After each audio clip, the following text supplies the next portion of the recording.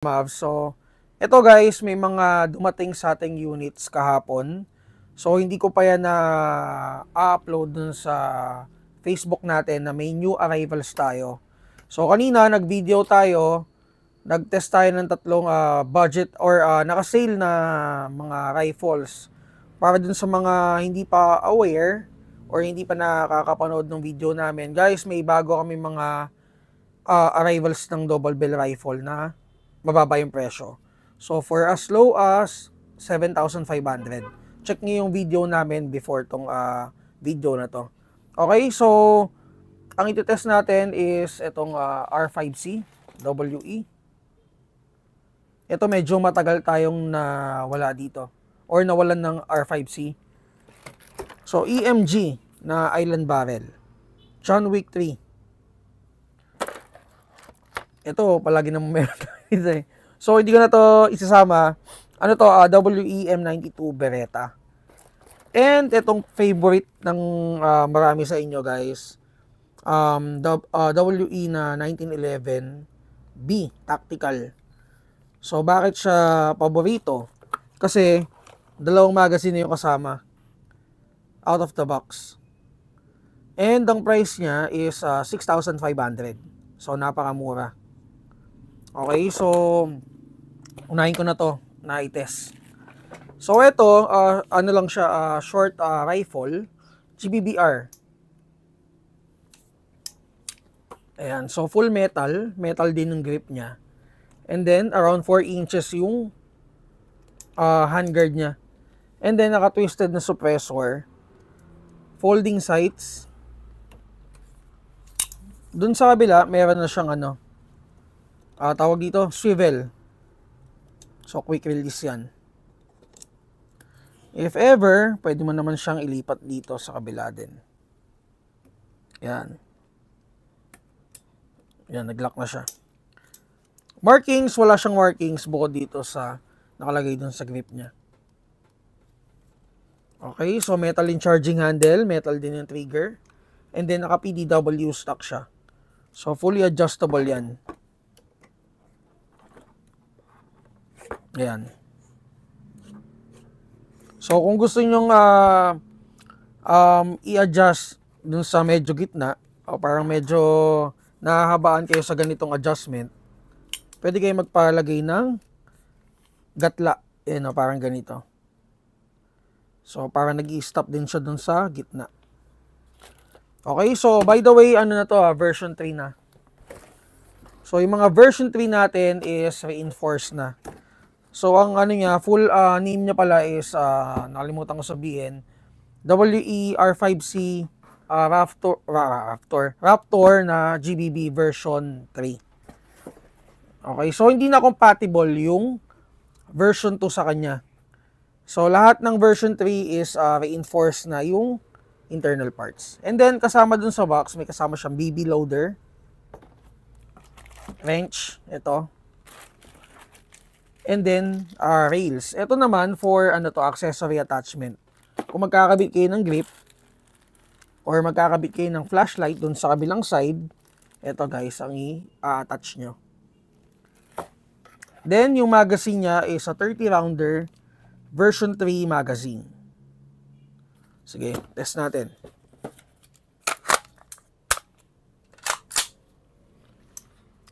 Check nyo na lang guys yung chrono.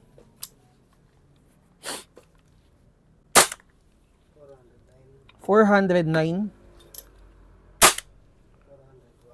401. So, for CQB na rifle, malakas yun . So, usual na mga ganito kaikling mga unit is around mga ano lang, 370, 380, mga ganun lang. So, full auto. Medyo parang naiklian pa ako dun sa Ayan. So, ayan. So, for yung blowback, malakas yung blowback niya. So, price is 19,500. Nag-lock na pala siya. Ayan. So, i-lock natin yung magazine. Okay, so check nyo na lang to guys sa Google Drive natin. Again, ang price is 19,500. So punta tayo dito sa sa EMG TTI. So lapit mo onte, brother. So this one is a license unit. So yung mga markings niya is license. So ano to, ang base niya is John Wick 3. Yan. So this one is the Island Barrel version. Bakit Island Barrel? So ayan, sa tuktok niya. So yan yung Island Barrel. Kagandahan sa Island Barrel guys, hindi siya magalaw. So nakakadagdag yun ng accuracy or groupings. And then naka fiber optic sights na yung front sight niya. So metal na rin yung niya, yung under rail niya. Or may under rail na rin siya, and then metal yung frame.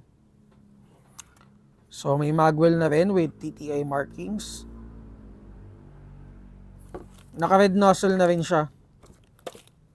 So compatibility nito is AW and WE parts. So naka-enlarge magazine release. Yung version pala na to is semi-auto lang. So may nilabas din si AW EMG na na full auto version nitong John Wick 3.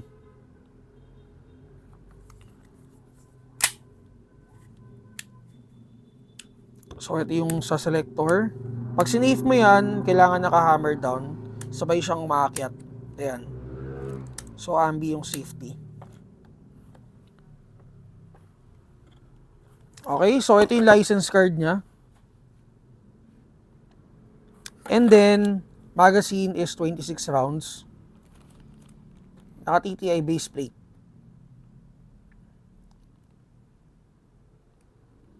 Test natin. Chrono check. 354 361.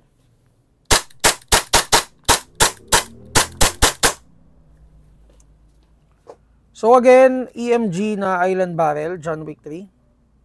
Check nyo to guys sa new arrivals natin. Makikita nyo rin to sa GBB folder. Then, next is the, ito hindi ko na ito i-test kasi lagi naman tayo nagtitest ng M92 na, na WE. So ito, 1911 Tactical B. So WE din siya. Itong mga tinest natin is lahat to made in Taiwan. So ito, 45 ACP, metal yung slide, metal din yung frame. So may under rail na rin siya for accessory attachment. And then threaded yung outer barrel. Dun sa outer barrel niya may naka markings na or may markings na 45 ACP. Grip. Ayan. So ito, polymer to, plastic, and then yung pinaka grip niya, yung base ng grip niya is metal. Metal din yung trigger. Ito yung kabilang side. Markings, wala siyang markings. Basta WE, walang markings. In the future, di ko lang sure. Kasi parang may nakita yata akong may markings din na na Glock galing kay WE. Hindi ko alam kung na markings yon, nilagyan ng markings or galing talaga kay WE. Pero so far, lahat nung sa amin, walang markings. And then, magazine niya is single stock. Mga nasa 19 rounds. So, itong si Tactical B, dalawa yung kasama niyang magazine out of the box.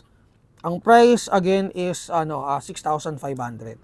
So, napakasulit niyan for WE unit. Para sa dalawang or unit na may dalawang magazine. Napakasulit nung 6,500. Okay, check natin. Chrono check. So, ayun yung chrono niya. Nasa 330 out of the box. Hindi ko pala nabanggit. Same siya kanina dun sa EMG na ambi din yung safety.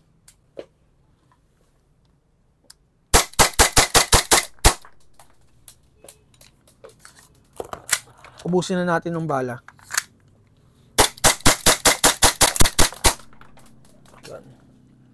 So guys, etong mga to, under new arrivals, check nyo na lang. And kung may mga questions kayo regarding units, mag-PM kayo sa page namin, Mavsabi PH.